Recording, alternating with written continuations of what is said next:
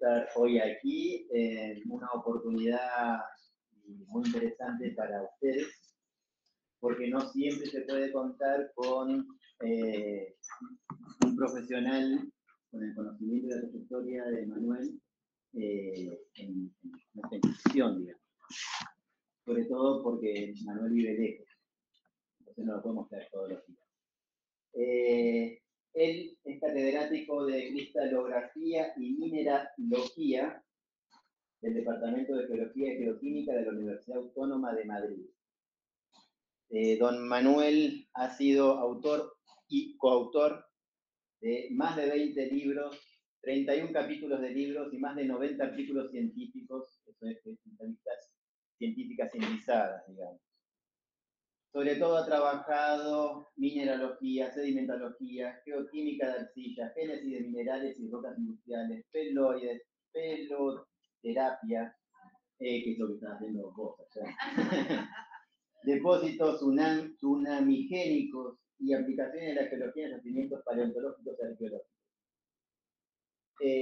Para nosotros, además, es una de las personas involucradas en estos libros base que utilizamos, que es Ciencias de la Tierra, de Tarbuck y Lutkens, que es como una especie de libro base para lo que nosotros damos en nuestras materias, sobre todo en licenciatura en el módulo 4 de nuestra materia. Así que, bueno, Manuel ha estado en Neuquén desde el día 4. Desde el 4 de junio, y lo han estrujado, apretado, trasladado, y lo han hecho dar clases en todos los lugares posibles. Lo hemos paseado como león de circo, pobre Manuel, y ya mañana vuelve a Madrid, ¿no es cierto? Correcto, sí, sí. Así que bueno, muchas gracias, Manuel, por estar aquí. Espero que les sirva a todos ustedes y todo tuyo. Muchas gracias, Juan. Mi agradecimiento a la Facultad de Turismo por la invitación para impartir esta charla. Buenos días a todos, casi ya buenas tardes por la hora en la que nos encontramos. Voy a intentar mostrar y explicar lo que yo considero que es básico conocer para entender el paisaje y no solo el paisaje que nos rodea desde el punto de vista del medio físico, desde el punto de vista de la geología. La luz de aquí, la primera, se puede quitar para que se vea mejor la pantalla.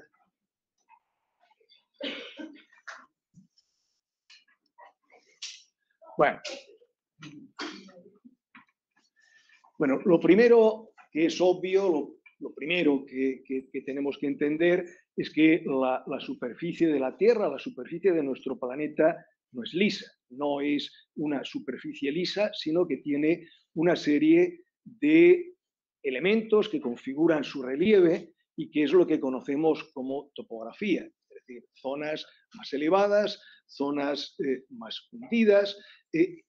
Ese relieve, esa topografía, es el resultado de un conjunto de procesos.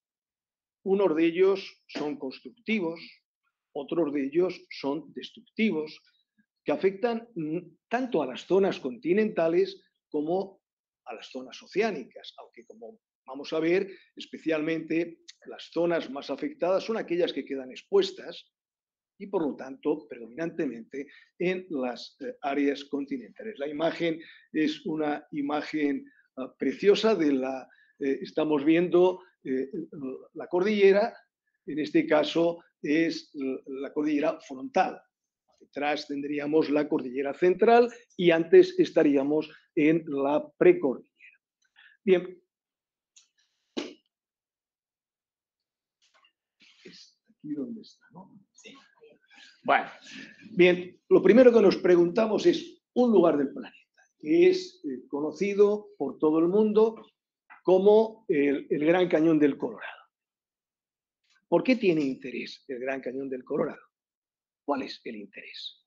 ¿Por qué suscita tantas visitas a lo largo del año a este lugar de Arizona en Estados Unidos. Parece evidente que la primera aproximación es el paisaje, es la variedad cromática, es las formas. Vemos que hay una serie de formas diferentes, unas son paredes mucho más abruptas, otras menos abruptas. Por aquí es por donde circula el río Colorado. Hay varias aproximaciones. La primera de ellas, evidentemente, sería la paisajística. Es decir, el paisaje queda definido por colores, formas y texturas. Y ese paisaje es el resultado de la acción del modelado terrestre.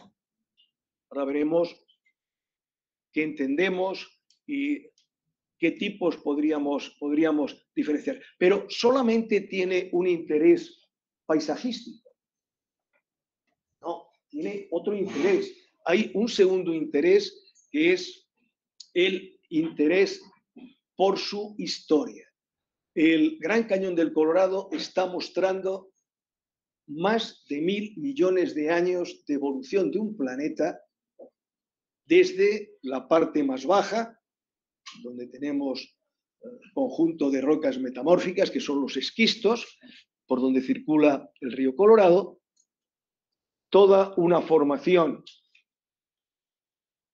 del Paleozoico, es decir, esos esquistos son precámbricos, tenemos gran cantidad de registro sedimentario de los periodos del Paleozoico hasta el Mesozoico en la parte superior.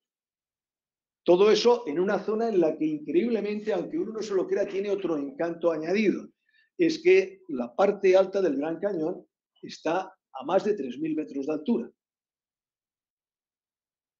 Y cuando uno decide en la tercera actividad que yo considero relevante en el Gran Cañón, que es el reto deportivo, uno tiene que descender desde los más de 3.000 metros de altura que tiene en la parte más alta, más de 1,5 kilómetros en la vertical. En el Gran Cañón, el consejo que se da cuando uno quiere afrontar el reto deportivo. ¿El reto deportivo cuál es? Vamos a bajar hasta el cauce del río y vamos a subir. Por cada hora de bajada se necesita 1 hora y 3/4 de subida. Y es más de 1,5 kilómetros de desnivel. Es decir, que se tardan horas. De hecho, en muchas ocasiones hay que quedarse a pernoctar en lugares habilitados para al día siguiente hacer la subida. Claro, con esa diferencia de cota, aquí arriba uno va abrigado como un esquimal y cuando llega ahí abajo va en camisa corta. Porque con la altura, como sabemos, hay un descenso notable de la temperatura.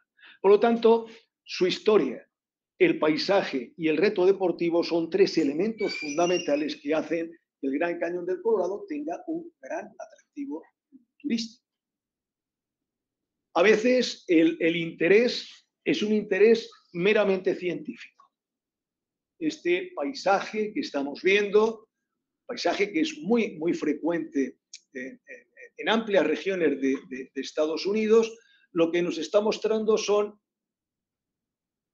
esas montañas que vemos en el fondo, son las montañas Henry.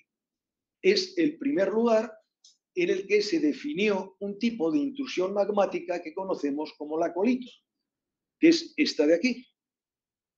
Entonces, en este caso, el interés turístico, aparte del paisaje que pueda haber, es un interés científico. Es el lugar donde se definió por primera vez esa intrusión magmática concordante que conocemos como la colito. Hay una interacción clara entre el medio físico y la vida. Claro. De hecho, podríamos decir, sin determinados rasgos del medio físico, la vida no podría haber avanzado, no podría haber llegado a donde ha llegado. Y, por ejemplo, esta es una imagen de España de un parque nacional muy turístico, en el que, como vemos, lo que aparece volando es su emblema. Su emblema es el buitre negro. Es una especie que no es abundante, en peligro de extinción, y que en este lugar, en Monfragüe, se ha conseguido que se reproduzca y sea un elemento visual dentro del parque. ¿Por qué está el buitre ahí? ¿Por qué hay buitres ahí?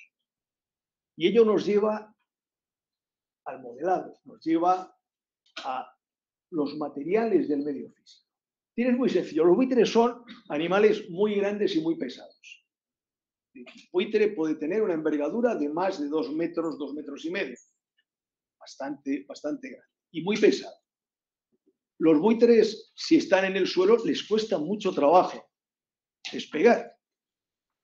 Sin embargo, si los buitres viven en una zona en la que los materiales presentan esta disposición, es decir, estos son lo que llamamos crestas, son crestas de cuarcita, una roca metamórfica, permite dos cosas. Primero, que el buitre pueda anidar fácilmente en las rocas y que cuando tenga que volar, lo único que tiene que hacer es dejarse caer y ya vuela. Por tanto, los materiales y su estructura están condicionando el tipo de seres vivos que encontramos. Otro caso más cercano. Ese caso más cercano es este. Canal Viva, Ushuaia, Tierra de Fuego. ¿Por qué? Los cormoranes y los leones de mar, etcétera, están ahí. Estarán tomando el sol. Con el frío que hace allí es razonable. Pero si esa masa rocosa no tuviese esa disposición en capas, en estratos, con una superficie que tiene un ligero plano inclinado, no podrían estar ahí. O sea, ¿sería razonable pensar todos estos animales ahí? No. Sería imposible. No pueden estar en una morfología natural como esa. Requieren una como esta, que es ideal. Están al lado del mar, se suben, superficies planas por los planos de estratificación. Perfecto. Bien, vamos con otro lugar próximo. Y aquí lo que me interesa es que veamos qué vemos, qué queremos ver o qué podemos ver. Ante una imagen como esta, estamos en el Salto del Agrio, al lado de Copahue. Entonces, es evidente que no es homogéneo, hay cosas distintas. ¿De acuerdo? Entonces, en primer lugar, alguien que tiene una percepción o tiene una facilidad o tiene un cierto interés por la vida, por los seres vivos, pues lo que va a ver es esto. Va a ver un paisaje, ciertamente, en el que hay araucaria, matorrales, las arqueas, que son las responsables de la precipitación del hierro que da lugar a ese color ocre en unas aguas ácidas, con un pH del orden de 2, algas, musgos. Bueno, pero además de eso, además de una posible interpretación de la fauna y flora presente, hay unos elementos que están ligados a la geología. Esos elementos ligados a la geología son estos. Es decir, en ese mismo lugar nosotros estamos viendo, estos son coladas de lava. Aquí tenemos un cerro, aquí tenemos un valle, aquí tenemos evidencias de procesos erosivos, aquí tenemos suelos, estos son rocas volcánicas, aguas ácidas, oxidróxidos de hierro, que es el precipitado rojo anaranjado que estamos viendo, hay un salto de agua, que es una cascada, tenemos una falla que es la responsable de que haya ese salto del agua en este salto del agrio, y tenemos unas aguas superficiales. Es decir, veamos, porque esto es importante, hay veces que necesitamos mostrar no solamente los aspectos del medio físico, sino también lo que hay junto a ese medio físico y que de alguna manera subsiste por la existencia de ese medio físico. Bien, entramos entonces en el concepto de geoforma. ¿Qué entendemos por una geoforma? Una geoforma es un rasgo distinguible en la superficie terrestre que tiene una forma propia y que va a ser el resultado de un proceso morfogenético. Ese proceso morfogenético se desarrolla en un periodo de tiempo con unas condiciones climáticas concretas, afectando a unos materiales que tendrán la composición que sean y tendrán la estructura que sea. Entonces tenemos una geoforma. Por ejemplo, esto es una geoforma. Eso que tenemos es una geoforma. Otra cosa luego es que nos planteemos cómo llegamos hasta aquí. Pero es evidente que ha habido unos procesos que afectan a un material que tiene una cierta estructura. En este caso, como podemos observar, está formado por estratos prácticamente horizontales. Después veremos cómo la estructura del conjunto rocoso justifica que nos encontremos con una torre como esta y por qué hay sitios en los que no se forman estas torres. Tiene una perfecta justificación. Pero esto sería una geoforma, en este caso en el parque de Talampaya. Bien, cuando hablamos del modelado terrestre, ¿a qué nos referimos? Nos referimos a los procesos que dan lugar al relieve y que tienen su origen en procesos endógenos y en procesos exógenos. Generalmente los procesos endógenos son generadores de relieve. Los procesos exógenos suelen ser destructores del relieve. Tenemos en el caso de los procesos endógenos la tectónica, cuando tenemos un orógeno, tenemos el magmatismo, con el desarrollo, por ejemplo, de ese volcán, que es el que se considera es el Mayón en Filipinas, se considera el más simétrico del mundo. O tenemos fosas, como sucede en África. África se está partiendo, se está rompiendo. Es la zona del Rift. En esa zona del Rift lo que tenemos son depresiones a través de fallas directas, pero los tres proceden de procesos endógenos, procesos que tienen su origen en el interior del planeta. Estas formas hay que diferenciarlas de aquellas otras formas que son el resultado o bien de procesos erosivos o bien de procesos deposicionales. Ahora lo iremos viendo para entenderlo mejor. Cuando yo tengo una masa rocosa expuesta, si no la tengo expuesta va a ser difícil que sufra los procesos que voy a mencionar ahora. Tenemos tres procesos principales que actúan sobre esa masa rocosa expuesta.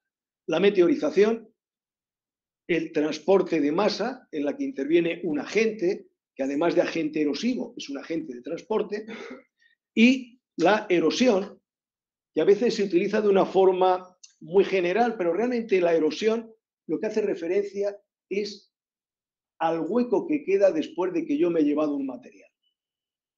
Entonces, interviene la meteorización, que puede ser física, por ejemplo, la gelifracción, la acción de las cuñas de hielo, puede ser química o puede ser biológica.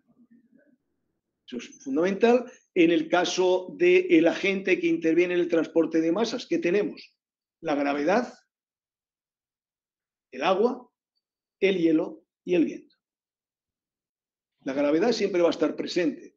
Si no estuviese la gravedad, ni el agua, ni el hielo, ni el viento realizarían su papel erosivo. Pero hay situaciones en las que no tenemos agua, no tenemos viento, no tenemos hielo, y sin embargo hay desplazamiento de masas, lo que llamamos los procesos gravitacionales, por ejemplo, un deslizamiento. Bien, esto es un ejemplo de meteorización para que se nos haga familiar. En este caso teníamos una masa granítica, la masa granítica se ha descompuesto en morfologías de diferente tamaño, en un proceso en el que interviene la meteorización física, la rotura, a través de cuñas de hielo, pero también la meteorización química, alterando aquellos minerales que son fácilmente alterables desde el punto de vista químico. En la naturaleza, ese mineral muy fácilmente alterable es el feldespato, da lo mismo que sea feldespato potásico o calco sódico. Esto es en Barbarco, a la salida de Barbarco, aparece esta imagen en un proceso que se denomina arenización, porque el granito después de la meteorización química adquiere el aspecto de una arena, pero no es una arena en sentido estricto, puesto que una arena es un sedimento.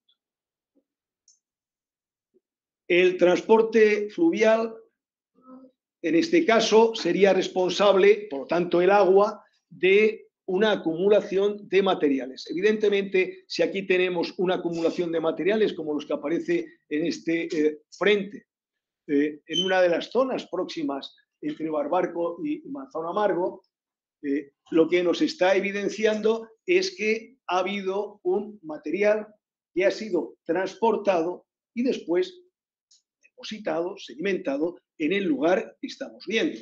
Y además eso ha sucedido en un periodo de tiempo largo. De ahí el espesor que tienen los materiales y con una energía importante, como pone de manifiesto alguno de los bloques que vemos ahí. En cualquier depósito como el que aparece en la imagen, lo que nos dice si la energía fue alta o fue baja es el tamaño, el máximo tamaño de clastos que encontramos. Por lo tanto, pudo transportar en su momento. Claro, en este transporte se originan, con posterioridad a ese transporte, una serie de formas que no son erosivas, son formas de tipo deposicional. Por ejemplo, esto es una geoforma ligada al agua, originando esa forma de abanico que corresponde a lo que se denomina un abanico aluvial.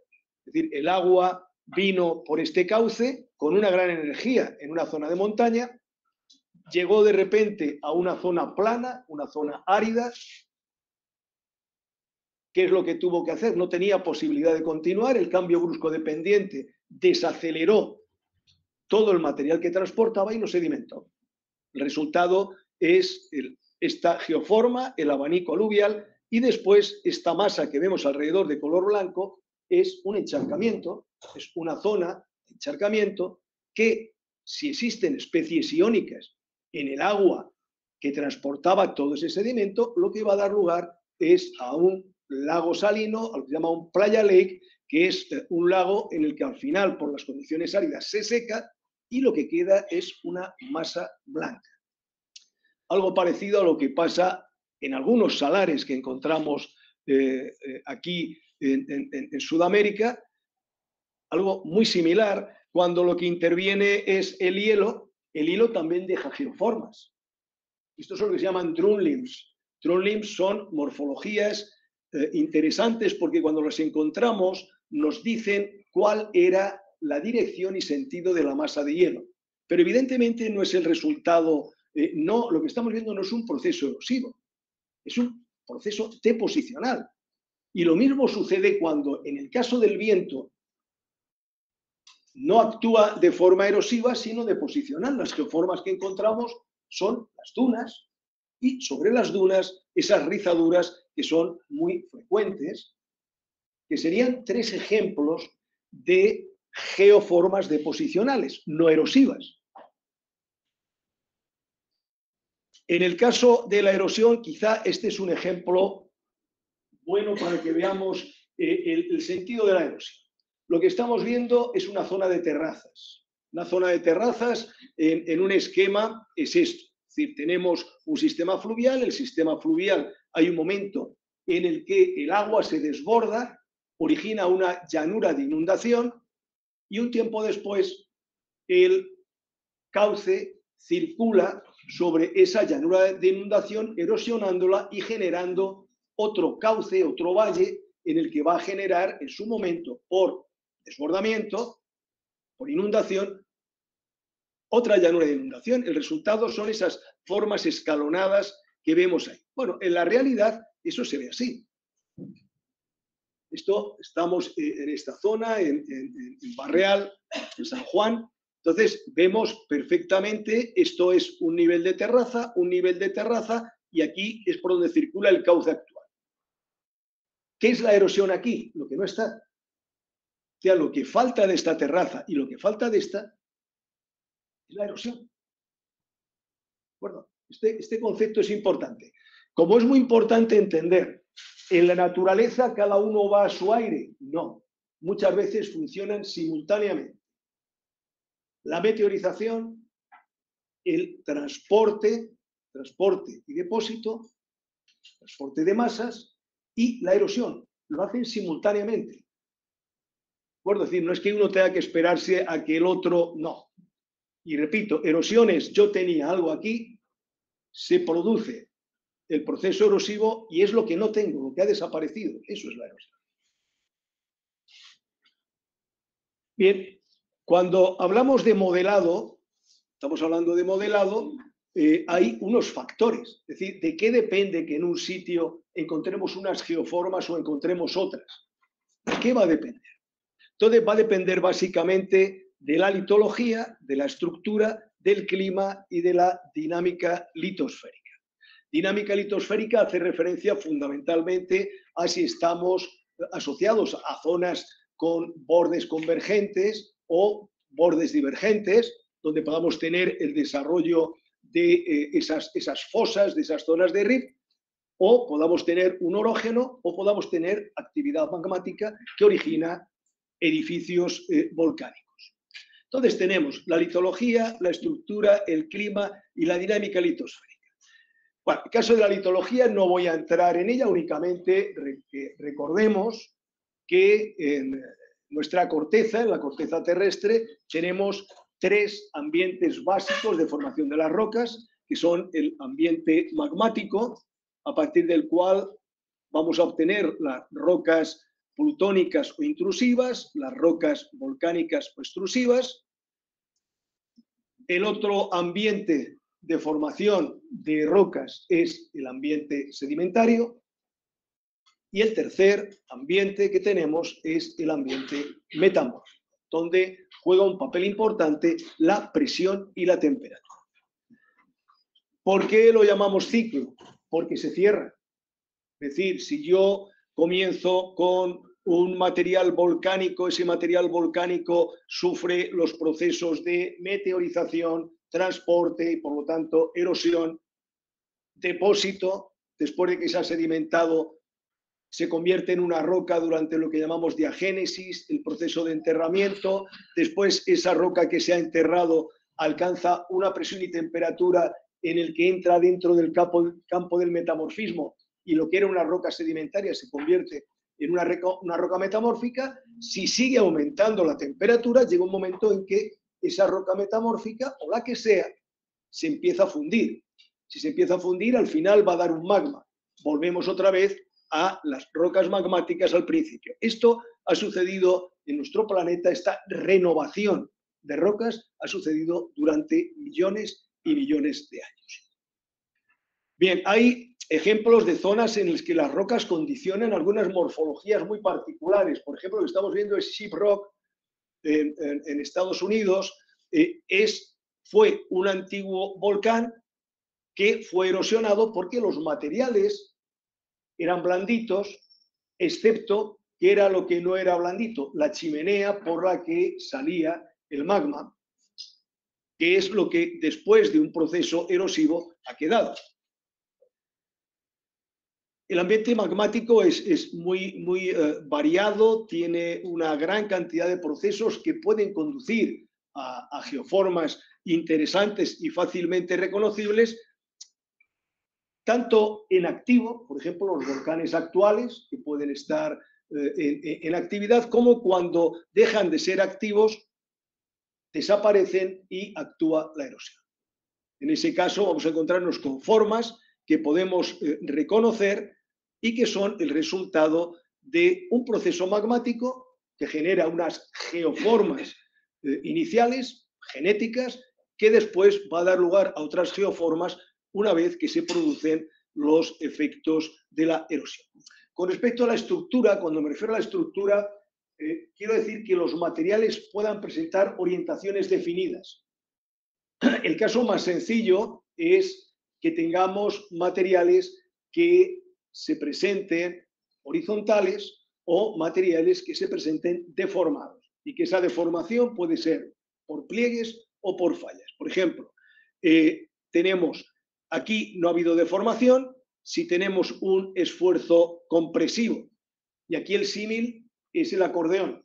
Si tenemos un acordeón, el efecto compresivo es cierro el acordeón.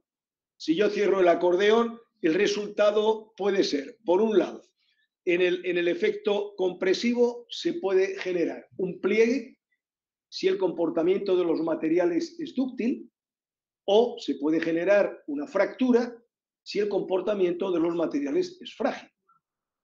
Si el esfuerzo es extensional, sigo con mi acordeón, pero no cierro el acordeón, lo abro. Ese movimiento de apertura del acordeón es responsable del desarrollo de fallas, concretamente fallas que llamamos de tipo directo. En el ejemplo compresivo, el tipo de falla, puesto que estamos cerrando el acordeón, es el tipo de falla que llamamos inverso. Es decir, fallas inversas que son compresivas. Hay un último tipo de esfuerzo que es el de cizalla. Este esfuerzo de cizalla es el responsable fundamentalmente de la actividad sísmica. Ese esfuerzo de cizalla hace que en un determinado momento se desarrolla una falla en dirección y con esos esfuerzos continúan en un momento que se produce un salto con una emisión de ondas sísmicas y lo que tenemos es un terremoto. Bien, esto sería un ejemplo de una zona en la que la estructura es de materiales horizontales. Estos son materiales del entorno, esto es la formación Allen, estaría por debajo, está la formación Anacleto, todo dentro del Cretácico de la cuenca neuquina, pero otras veces los materiales no están así y cuando van a dar geoformas lo van a hacer de forma distinta. Por ejemplo, esto. Es evidente que estos materiales tienen una estructura distinta. En este caso, los materiales, como vemos, están plegados, han sufrido un plegamiento porque han estado sometidos a un esfuerzo compresivo. Bien, el clima es otro factor decisivo a la hora del modelado. La litología, la estructura, el clima. ¿Por qué el clima? Bueno, aunque en este esquema lo que tenemos es la distribución de los vientos, pero nos da información también, de alguna manera, de presión y temperatura. Recordemos que los ascensos de masas de aire en la zona ecuatorial son responsables de zonas de baja presión atmosférica y que en esas zonas el vapor de agua se condensa fácilmente y favorece las lluvias. En las zonas, como sucede en los trópicos, en las que tenemos descensos de masas de aire, lo que se originan son condiciones de alta presión atmosférica y, por lo tanto, el vapor de agua no se condensa. Lo que se generan son condiciones de aridez. Eso es importante entenderlo porque cuando tiene lugar la meteorización, es decir, cuando un material queda expuesto y entra en contacto con el agua, con la lluvia, hay dos factores que deciden cómo va a ser la meteorización. Esos dos factores son las precipitaciones de lluvia y la temperatura. Entonces, en este diagrama, como vemos, lo que nos dice es si las temperaturas son bajas y hay pocas precipitaciones, el tipo de meteorización fundamentalmente será física. Es decir, el agua se introduce entre las grietas, aumenta más de un 9% de volumen cuando se congela y rompe el material. Eso es meteorización física. En el otro extremo, cuando tenemos abundantes precipitaciones, abundantes lluvias, y tenemos temperaturas por encima de los 10 grados, lo que se acentúa es la meteorización química, es decir, la alteración de los minerales que han quedado expuestos. Hay ejemplos de la influencia de cómo el lugar en el que una masa rocosa reacciona ante el tiempo meteorológico, como por ejemplo esta. Lo que estamos viendo son dos obeliscos egipcios. Los dos son de la misma época, 1500 a.C., construidos con el mismo material, con granito. ¿Tienen el mismo aspecto? Es evidente que no. Es evidente que no. Si son del mismo material, son de la misma época, ¿por qué no tienen el mismo aspecto? Y entonces eso nos lleva a preguntarnos, ¿dónde está cada uno de ellos? Claro, uno está en Karnak, que está en Egipto, condiciones áridas, pocas lluvias, y el otro está en Nueva York. El de Nueva York, evidentemente, muestra signos de las precipitaciones, de las temperaturas frías tan frecuentes en Nueva York, y el mismo material, como vemos, ha tenido una respuesta distinta. Entonces, aquí ese factor climático juega también un papel decisivo. Bien, vamos a entrar en ver ejemplos de modelado terrestre, sobre todo procesos erosivos, sobre todo en lugares de Argentina, algunos de los cuales he conocido a lo largo de estos años, en el que, bueno, aparte de diferenciar como elementos casi de la geografía física, las mesetas, la cordillera, son términos en los que los conceptos de geografía física muchas veces se unen con los que son de geología, sobre todo de geomorfología. Vamos a ver algunos ejemplos de lugares, como digo, que conozco. Por ejemplo, cerca de aquí tenemos el Cañadón Escondido. Estamos en el Chocón. Entonces, aquí lo que llama la atención, lo que tiene un interés turístico, es hacer el recorrido por el cañón hasta llegar al embalse, y llama la atención es cómo la erosión ha descubierto estas paredes que vemos aquí, que, bueno, no son espectaculares del todo porque no tienen colores diferentes. Si cada una de esas capas que hay ahí tuviese colores diferentes, bueno, pero tiene la espectacularidad de que cuando uno va caminando por ahí, va encajado. Este es el cauce del río que ha generado estos cantiles que vemos ahí. Y a veces uno se encuentra cosas sorprendentes. Por ejemplo, aquí en el Cañadón Escondido, en uno de los recorridos que he hecho, encontré esto, que le puede dar un valor añadido desde el punto de vista turístico. Esto que vemos aquí son huellas de presión, que sea de un dinosaurio o sea de otro organismo, pero desde luego son huellas de presión. Algo pisó y dejó un trayecto, dejó un recorrido a lo largo del mismo. Al mismo tiempo vemos cómo cambia la fisonomía, proceso erosivo. Aquí es un proceso erosivo en el que estamos cortando en la vertical. En el mismo cañadón, un poco más adelante, como vemos, el cauce es mucho más ancho porque interviene otro proceso erosivo, que es el ensanchamiento. Otro lugar que son emblemáticos, que yo he tenido ocasión de ver, es el anfiteatro. Esto está muy cerca de Cafayate, en el cual encontramos zonas en las que lo que es espectacular es la magnitud. Es decir, cómo podemos encontrar una cavidad como esa, casi cerrada, en el que el impacto visual lo manifiesta además el conjunto estratificado, fundamentalmente de areniscas. O este otro ejemplo, en Mendoza, del Puente del Inca. Son lugares en los que ya paisajísticamente tienen un impacto. El caso del Puente del Inca, aparte de la historia, de la mitología que tiene alrededor, lo que llama mucho la atención son los colores.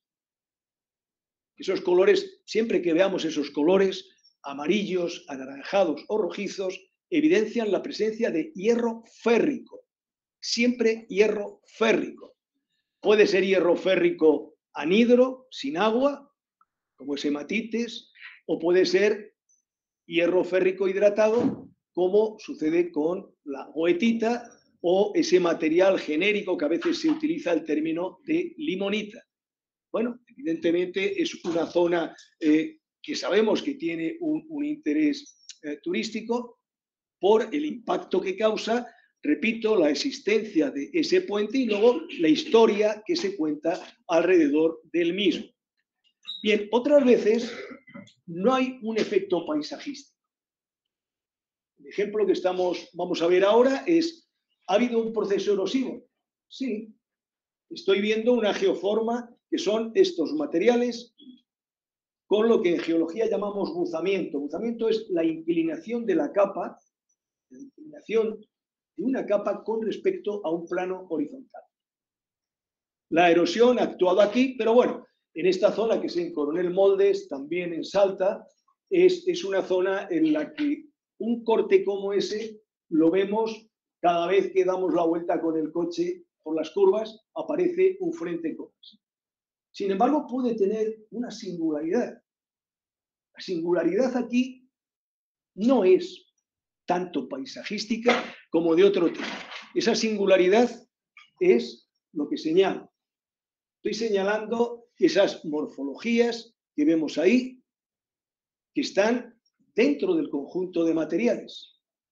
Bueno, ese material que hay ahí no son otra cosa que estromatolitos. Y los estromatolitos son los culpables de que podamos respirar oxígeno en la atmósfera. Es decir, los primeros estromatolitos que aparecen en el precámbrico, en una época en la que la atmósfera no tenía oxígeno. Aparecen los estromatolitos y a través del proceso fotosintético son capaces de generar oxígeno. Eso nos lleva a que tengamos una atmósfera en la que el oxígeno tiene ese aproximadamente 21% junto al 78% de nitrógeno. Entonces, es una singularidad, pero es una singularidad que puede tener una trascendencia turística si se hace un recorrido y a alguien se le cuenta una historia como esta. Son fundamentales. ¿Estos son los del precámbrico? No. Estos son mucho más recientes. Estos se originan un poquito después del desastre que trajo la desaparición de los dinosaurios con el impacto meteorítico. Poquito después, ya en el comienzo del terciario, después de ese evento, encontramos estos materiales en los que aparecen los estromatolitos. Otro lugar en el que hay también una singularidad, y hay muchos sitios, esto es el Parque Nacional de Sigualasto, en el que vemos el Valle de la Luna. Estas geoformas que hay aquí son típicas en materiales muy blanditos, materiales arcillosos, margosos, son lo que se llaman malas tierras, badlands en inglés. Bueno, pues en estos badlands y como resultado del proceso erosivo, permitió que en un lugar como este haya un valor añadido al del aspecto paisajístico que hay. Ese valor añadido es eso. Son los restos de vertebrados, reptiles, dinosaurios, en un lugar que es único en el mundo porque tiene un registro perfecto de lo que sucedió durante el Triásico, 250 millones de años, lo que sucedió en nuestro planeta y concretamente en este lugar de nuestro planeta. Bien, cuando hablamos de modelado tenemos que establecer lo que sería el modelado de tipo estructural, que es el que afecta, por un lado, a materiales no deformados o materiales deformados que pueden ser plegados o fracturados. Ahí se habla de un modelado litológico, porque hay un modelado que afecta sobre todo a pelitas, es decir, a materiales de grano fino. El Badlands que hemos visto antes sería uno de estos tipos, un modelado litológico. Hay otro que afecta a carbonatos y yesos. ¿Por qué hay uno que separamos carbonatos y yesos? porque son materiales solubles. Y en esos materiales solubles se da lugar a esos procesos y esas morfologías que denominamos karst y procesos kársticos cuando actúan. En los granitoides igual, tienen una particularidad, la estructura inicial y las características de los granitoides hace que se les considere como materiales que entrarían dentro de ese modelado litológico. Y luego están los clásicos, es decir, dentro de lo que sería el modelado morfoclimático tendríamos el fluvial aluvial, eólico, glaciar y litoral, que son aquellos que tienen lugar en esos contextos, en esos ambientes en los que se propicia el papel del agua, el papel del hielo o el papel del viento. Bien, entonces, en los procesos fluviales intervienen las aguas superficiales. Hay elementos básicos que tenemos que recordar. Tenemos que recordar por qué se produce la erosión cuando actúa el agua. Y, por otro lado, cuáles son los procesos que generan. Entonces, el agua, cuando está en movimiento, el proceso erosivo, es decir, el retirar, el dejar hueco, lo realiza primero por la fuerza del agua. Esa fuerza del agua va a depender de la velocidad, de la masa y de la presión que ejerce, de las partículas en suspensión o en el fondo y del tipo de régimen de flujo. Esto es fácilmente entendible. Las partículas en suspensión o fondo son las que ejercen un efecto de abrasión. Y en un efecto de abrasión, una masa de agua puede cortar 1,5 kilómetros como en el Gran Cañón del Colorado. ¿El agua sola podría? No. ¿El agua con las partículas que lleva en el fondo del cauce y en suspensión? Sí, porque actúa como una sierra, lo corta todo automáticamente desde el punto de vista del efecto abrasivo. El tipo de régimen de flujo también influye. Es decir, esto es como cuando abrimos el grifo. Abrimos el grifo y el agua sale mansamente. Y casi ni se ve que sale el agua. Eso se llama flujo laminar. Si le abrimos mucho, de repente empieza a salpicar por todos los lados. Eso es flujo turbulento. Entonces, dependiendo de cómo sea el tipo de flujo, la erosión será mayor o menor, lógicamente. Cuanto más turbulento sea el flujo, mayor será el proceso erosivo. Y los procesos en los que interviene el agua básicamente dan lugar a formas muy conocidas por 3 procesos. Ahondamiento, es decir, excavar en la vertical, alargamiento, es decir, que el cauce aumenta su longitud, o ensanchamiento. El alargamiento muchas veces se origina por una captura. Hay una captura, se captura otro cauce, alarga su cauce, en eso que se llama la erosión remontante. Si tenemos una montaña, la erosión tiende a ir hacia el punto más alto, tendrá un límite cuando llegue al punto más alto, ya no podrá ir más allá, salvo que cambie de vertiente. Y en el ensanchamiento juega un papel fundamental, algo que aquí es muy frecuente, sobre todo en el Limay está por todos los lados, que son los meandros. El desarrollo de meandros es la evidencia del proceso erosivo de ensanchamiento en un sistema fluvial. Esos meandros pueden ser encajados si las rocas son muy duras, o pueden ser meandros divagantes como los que hay aquí. El meandro puede desplazarse, puede dejar islotes, puede quedar lagos con forma de media luna, que son los meandros abandonados, en fin, toda una dinámica. Se desarrollan muchísimas geoformas. O sea, no terminaríamos si tenemos que ir viendo todas las geoformas que se originan por acción de las aguas superficiales. Vamos a ver alguno de ellos. Bueno, esto sería entender cómo cambia la fisonomía de un sistema fluvial desde su época inicial, en el que los valles tienen una forma claramente en V, porque la erosión es muy intensa, cómo va modificando hacia un tipo de valle más abierto, como vemos aquí, en el que puede ensanchar como resultado de la acción de los meandros, y cómo en la fase más avanzada tendrá valles muy amplios con meandros mucho más desarrollados, y en los que llegará un momento en los que lo que va a predominar no son las formas erosivas, sino las formas de depósito. Por ejemplo, al final, ¿qué forma de depósito puede generar un sistema fluvial cuando llega al mar o a un lago? Un delta. ¿De acuerdo? Puede generar un delta. Bien, vamos, varios ejemplos. Ejemplos vemos, geoformas, en este caso tiene un impacto visual. Es la conexión del río Barbarco con el río Neuquén. Estamos en la población de Barbarco, en el norte de la provincia, en el que al fondo vemos el complejo volcánico del Domullo, y en el que en primer plano seguimos teniendo evidencias de rocas volcánicas. Todo lo que vemos aquí, estos son disyunciones columnares de rocas volcánicas, en un lugar en el que lo que le transmite cierta belleza no solamente es la unión de los dos ríos, sino el hecho de que los dos ríos tienen características distintas. Uno es turbio y el otro es limpio. Se unen los dos y el que ya continúa por aquí hasta llegar a nuestras inmediaciones es el río Neuquén. ¿De acuerdo? Pero es un ejemplo en el que ha tenido que haber fundamentalmente un proceso de excavación, un proceso de ahondamiento.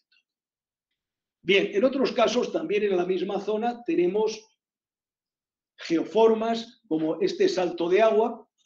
En este caso es en Manzano Amargo, que se llama la fragua, en el que, ¿qué es lo que permite que se genere el salto? Pues lo que lo permite es, aquí hay una fractura que genera este salto y el agua salta por encima de estos materiales que son volcánicos también, con disyunción prismática, disyunción columnar, y que es uno de los lugares que es referente en esa zona. Hay varios que son referentes en esa zona.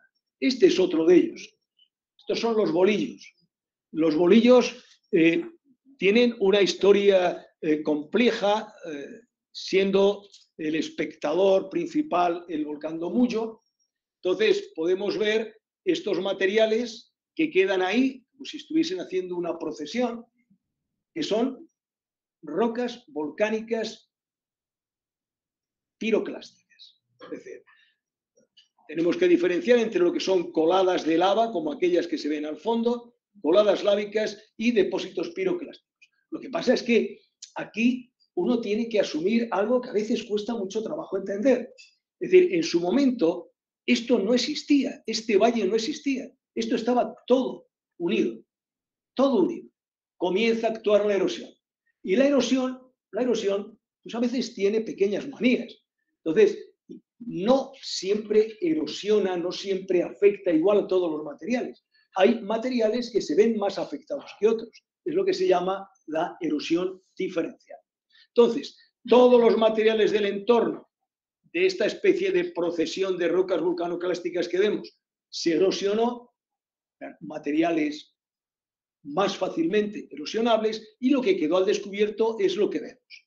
Como veremos también después, es evidente que una vez que el agua deja al descubierto todo esto, si la zona tiene un cierto grado de aridez con actividad del viento, el siguiente retoque es el del viento. Las formas más redondeadas, las formas más pulidas, no son responsabilidad del agua, son responsabilidad del viento. Bueno, en zonas, como vemos aquí, donde tenemos areniscas, lógicamente todo el frente que estamos viendo, como vemos hay fenómenos de colapso, fenómenos gravitacionales, es el agua quien ha excavado esto en un material que tiene, he marcado con líneas blancas, fracturas. Recordemos que cuando hablamos de fracturas no definimos si es una diaclasa o es una falla. En la falla hay movimiento, en la diaclasa no hay movimiento. Entonces, que haya ese desarrollo es interesante para explicar, por ejemplo, esto que estamos viendo. Estos son los castillos. Otro lugar también emblemático próximo a Cafayate, en el que lo que podemos observar es algo. A ver, en la primera imagen es un frente, estos son areniscas, con un sistema de fracturas prácticamente verticales. Lo siguiente que vemos son los castillos, son también areniscas, están en sitios distintos, pero lo que llama la atención es que empezamos a ver que el término de los castillos es porque empiezan a quedar geoformas libres, empiezan a separarse geoformas. Cuando llegamos a esta situación, estamos en Talampaya, lo que tenemos es que las morfologías, las torres, están separadas. ¿Por qué? ¿Por qué están separadas? Entonces, la causa nos lleva aquí, a la primera. Es decir, cuando yo tengo materiales, en este caso areniscas, con sistemas de fracturas, el proceso erosivo va a favorecer la formación de esto. Hay que pensar que todo esto estaba unido. Es decir, lo que vemos ahora es el resultado de ese modelado, de esa acción erosiva, pero en su momento esto estaba todo unido.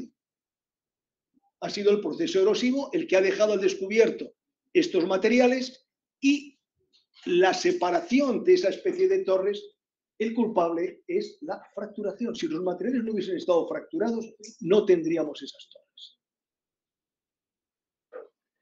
Bueno, qué decir de estas imágenes, también muy próximo a Talampaya, en Eschihualasto, en San Juan La Rioja, en esa zona, en la que lo que llama la atención en este caso es que cambia el tipo de roca. Aquí las rocas son areniscas y calizas. Pero el espectáculo es el mismo. Problema que tienen estos materiales que son muy turísticos para visitar. Son efímeros. ¿Cuánto van a durar? ¿Cuánto va a durar esta morfología en seta o esta otra en cuanto haya un mínimo de tendencia? Y aquí lo mismo. Sé que cuesta trabajo entenderlo. Todo esto que estamos viendo enlazaba con lo que hay al fondo. Es decir, todo eso eran capas, eran estratos. Cuando actúa el proceso erosivo, lo que deja son relictos. Esos relictos son estos que vemos aquí. ¿Por qué tienen esa forma como si fuesen setas? Porque la erosión no actúa de la misma manera sobre materiales más blandos o menos blandos. Además, aquí, como vamos a ver también después, hay un efecto de la acción del viento. El viento es el culpable de retocar. Ha retocado buena parte de lo que estamos viendo en esa imagen. Bien, hay otros sitios en los que seguimos en Eschihualasto, podemos ver ese efecto. Vamos a ver, estos materiales no acaban de desarrollar torres, pero es que estos materiales son diferentes. Aquí se ve el comienzo de las fracturas verticales que van a generar torres, pero este material en contacto con ellos, de aspecto distinto, que es lo que le da cierto aspecto paisajístico, cromático, no presentan básicamente esas torres porque no tienen una fracturación bien definida. Bueno, esta es una zona muy conocida, estamos en Humahuaca, en Jujuy, es el Hornocal. Es comparable perfectamente, aunque la magnitud no es la misma, a un Gran Cañón del Colorado, con la diferencia de que en el Gran Cañón del Colorado se puede descender hasta el cauce y aquí no, aquí nos queda muy lejos. Pero cromáticamente supera al Gran Cañón del Colorado. Es decir, la variedad de colores que vemos aquí, en unos materiales que tienen esa forma como de V. Esa forma de V es porque están plegados. O sea, todos esos materiales están inclinados hacia nosotros, están inclinados hacia acá, porque forman parte de un pliegue que se cerraría al otro lado. Pero lo que llama la atención es la variedad cromática, los rojos, los verdes, los marrones, algunas zonas blancas. Todo eso tiene que ver con el tipo de material y las inclusiones que tienen esos materiales. Tonos rojos siempre es hierro oxidado, tonos verdes es hierro reducido.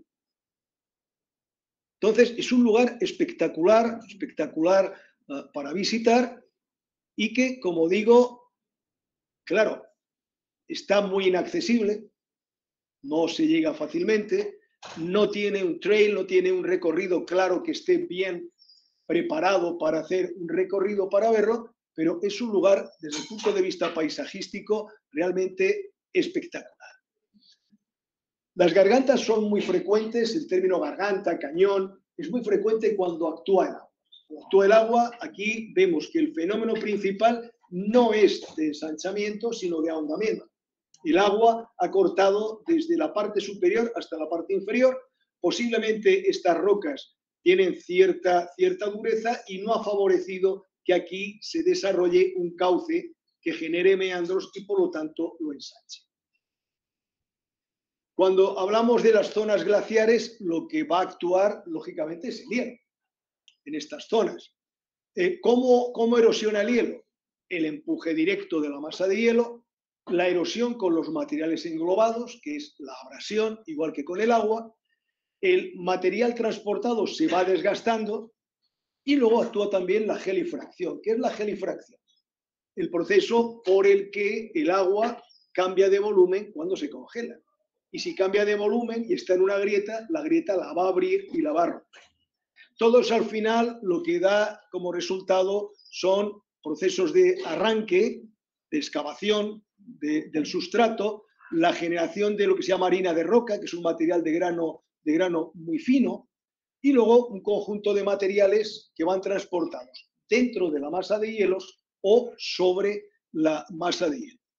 Se generan un montón de morfologías que tienen una terminología muy variada y muy especializada. Yo he traído alguno de ellos. En alguna de estas zonas vemos un esquema de una de estas zonas glaciares. Básicamente tenemos la zona que se denomina el circo, que es donde se genera el hielo, la zona que se denomina lengua, que es por donde se desplaza, y la zona que se denomina zona de ablación, que es donde el hielo se funde y deja todos los sedimentos que está transportando. Hay algunas morfologías en la cordillera central, ahí en Mendoza, por ahí detrás me dijeron que estaba en la Concagua, pero yo realmente no llegué a verlo, pero andaba por ahí. Como vemos, la clave está en la isoterma de 0 grados. O sea, todos los procesos en los que interviene el hielo se desarrollan con valores que están por debajo de los 0 grados de esa isoterma. Lugares como el Gran Martial en Ushuaia, lo que nos muestra es algo que es muy típico en el modelado glaciar, y es el aspecto astillado de las rocas afectadas.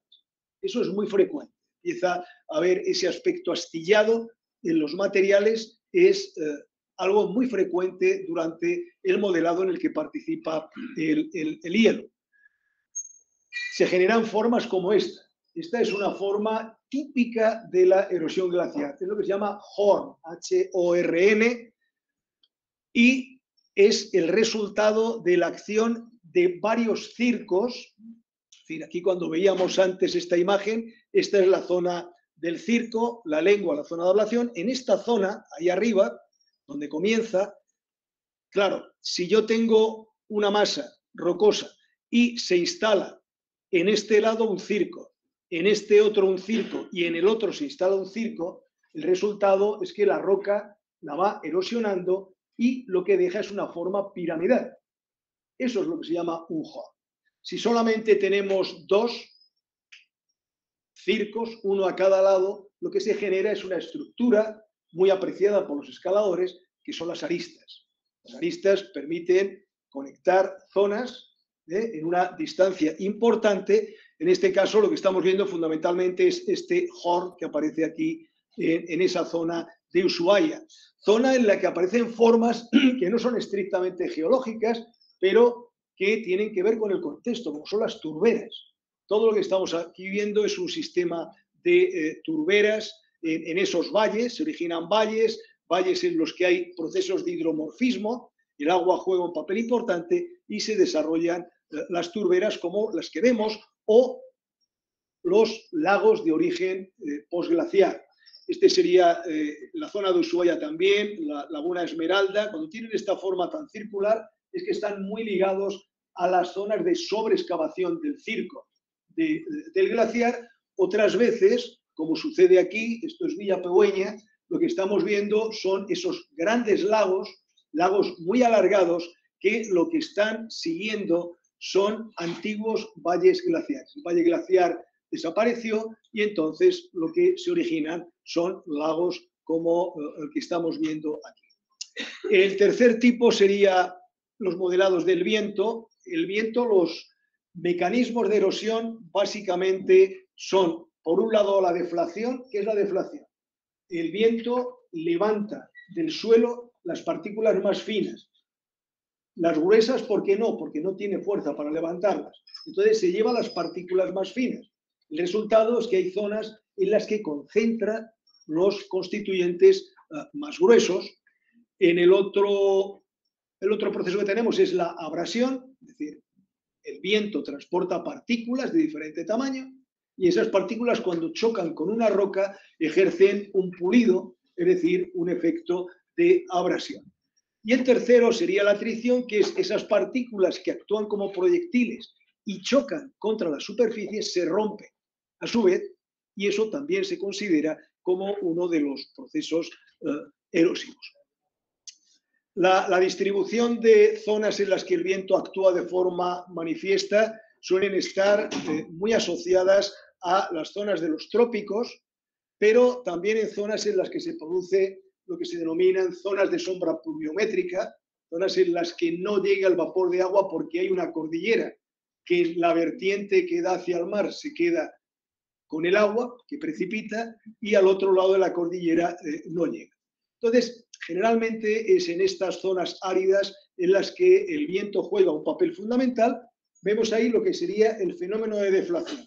La deflación es el viento se va llevando las partículas más finas y al final lo que tenemos es un desierto formado por un pavimento de rocas como este que vemos aquí. Esto sería un ejemplo en la precordillera de un desierto pedregoso formado por esa acumulación de fragmentos de roca por concentración al haberse llevado la deflación las partículas más finas.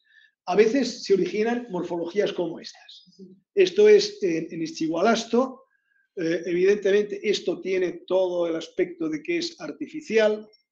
No diría yo que es del todo natural, pero esto sí. Y esto es lo que se denominan jardán. Hay un jardán muy conocido a nivel mundial, que es la Esfinge de Giza, donde están las pirámides en el Cairo. Se cree que es un jardán, es decir, era una forma inicialmente así, tallada sobre todo por el viento, y que a partir de ella luego hicieron la construcción de la cabeza, etc. Entonces, esto es, lógicamente, siempre que veamos una cosa así, primero ha actuado el agua. Primero el agua. Y después de que actúa el agua, actúa el viento. Lo mismo que en las zonas glaciares, primero actúa el hielo y después, cuando ya se ha ido el hielo, actúa el agua. Siguen ese orden lógico. Vemos aquí cómo el viento puede esculpir. O sea, estamos viendo estas morfologías, es en los bolillos, donde rocas que son distintas, composicionalmente distintas y texturalmente distintas, ante el proceso erosivo dan lugar a geoformas distintas como las que estamos viendo. Vemos al fondo todos esos orificios que vemos en las paredes. Eso se llama alveolización. Es el resultado del impacto de las partículas que transporta el viento contra esas superficies. En estas zonas se originan también, como vemos, los salares, en los cuales el viento a veces, esto no es efecto del viento, evidentemente es un efecto de la desecación del salar, pero sí hay zonas incluso en las que el viento puede remover parte de la costra salina y generar acumulaciones en otros puntos, dando lugar a geoformas que son a veces espectaculares por el color blanco que presentan. Puede suceder con costras de halita como esta, o puede suceder con costras o con depósitos de yeso que también son frecuentes. Bien, otra zona de aridez en la que el viento actúa es esta que vemos. Esto es la Pampa del Leoncito en Barreal. En este caso es un lago que se quedó seco y entonces, claro, en su superficie, las formas que se pueden originar, sobre todo rizaduras, pequeñas dunas, son el resultado de la acción geológica del viento en una zona como esta, que realmente es espléndida desde el punto de vista visual, o estas imágenes que son geoformas típicas del retoque, de esa forma de esculpir que tiene el viento, que sería, digamos, la etapa final del proceso erosivo. O este caso, este es un ejemplo típico que se visita en Ischigualasto, que es la presencia de estos nódulos. Son nódulos que originariamente estaban todos cubiertos. No había ninguno que estuviese al descubierto. El agua, por una parte, erosiona y al final es el viento quien termina de pulir, de afectar a toda la zona y dejar esas bolas que vemos ahí, esas bolas que son fundamentalmente calcáreas, al descubierto como resultado de la acción erosiva. Esto es algo muy similar a lo que ya hemos visto. Siempre que veamos esos huecos en las paredes, aquí en las paredes, en las bardas, a veces se ven bastante bien, eso es el resultado del impacto de las partículas transportadas por el viento.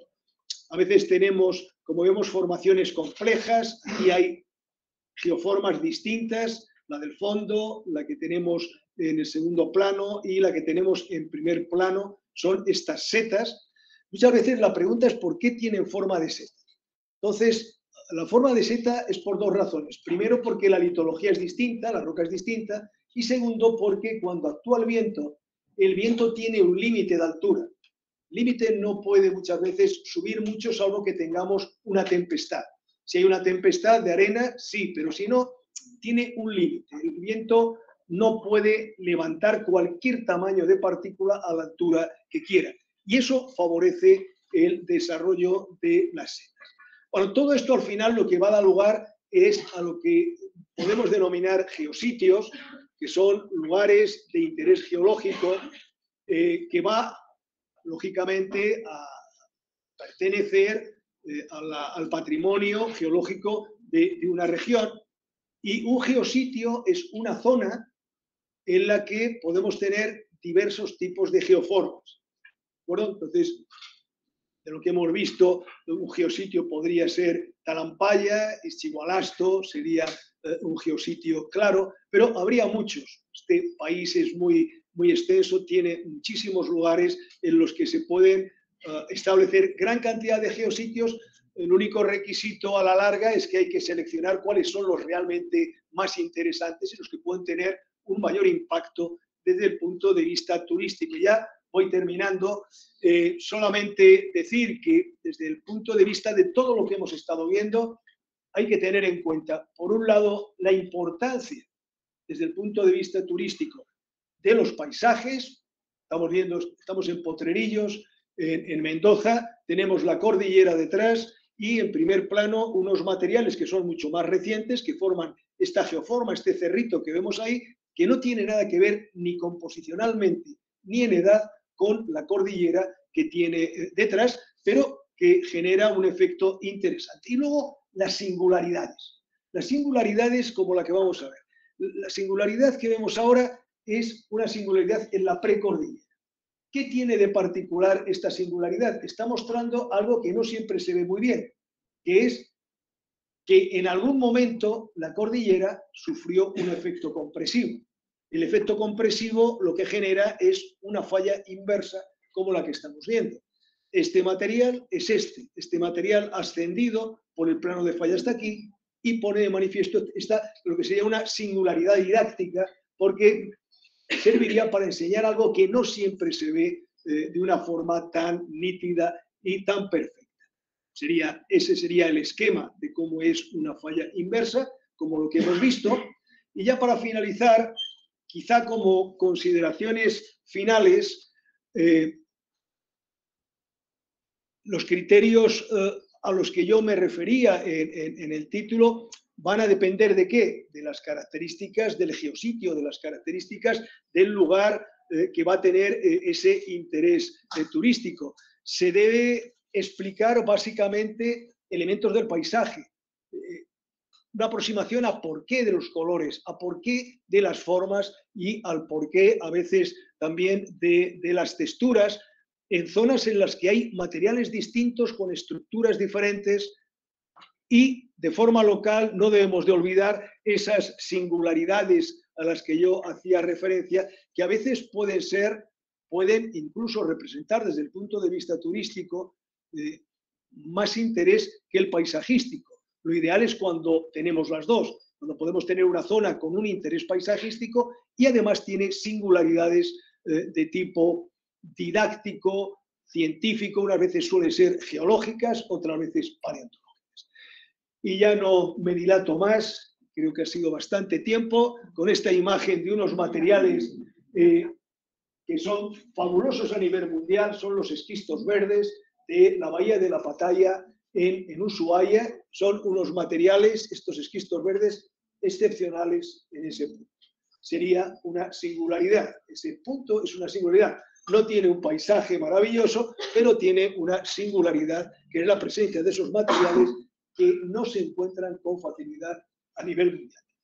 Y con ello concluyo.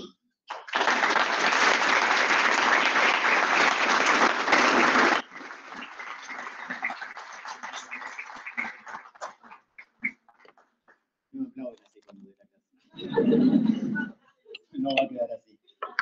¿Alguien tiene alguna duda para expresarle a Manuel? Ya que están, aprovechen si quieren preguntar algo, profundizar en algún aspecto de lo que expuso. Están tímidos. No, sobre todo es entender lo que hemos visto, porque hemos visto mucho. Hemos visto mucho.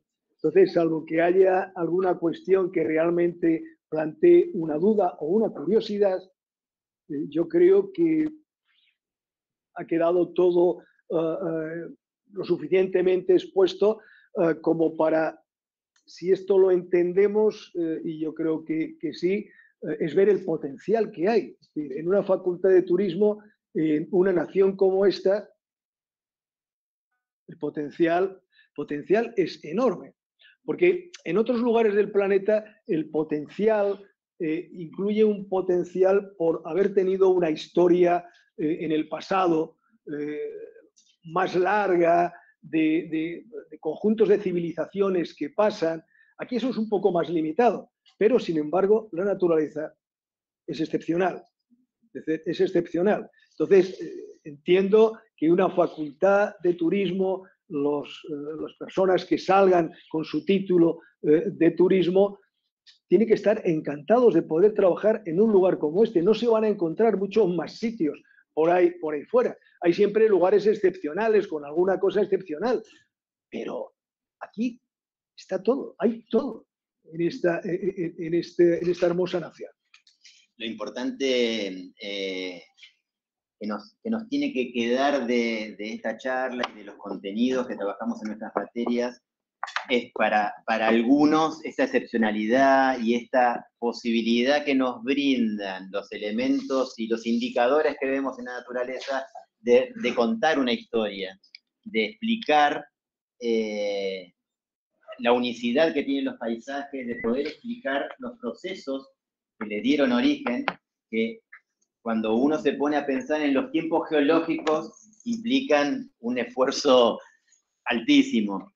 Y por otro lado, esa unicidad y la fragilidad que está dada por estos procesos de meteorización, erosión y sedimentación, implican que los usos que nosotros hagamos, tanto como guías, como gestores del uso público de esos espacios, tiene que tener en cuenta esta fragilidad para tratar de ocasionar la menor cantidad de impactos negativos en estas geoformas, en estos paisajes que no se van a repetir mucho. Cuando nosotros generamos impactos, los procesos que le dieron origen se dan en cuestión de millones de años.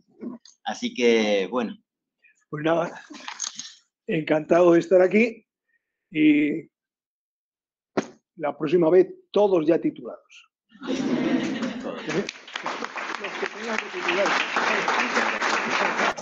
Encantado. Oye, si queréis la presentación